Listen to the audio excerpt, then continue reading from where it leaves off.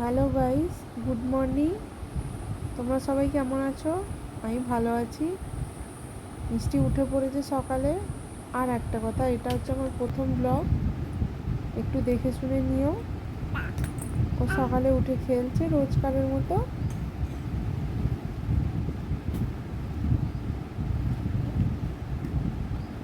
আর ওর খাওয়ার টাইম হয়ে গেছে, সেই জন্য ওকে আমি সুজি খাওয়াচ্ছিলাম।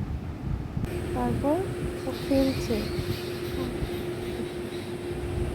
ওকে এবার স্নান করাবো। স্নান টান করে ও দিদির সাথে পড়তে বসলেই ও পড়তে বসবে।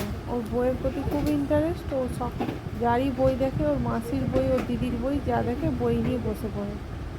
হ্যাঁ, এই যে পড়ছে, এবার দুপুরে খাওয়া দাওয়া করবে আর কি।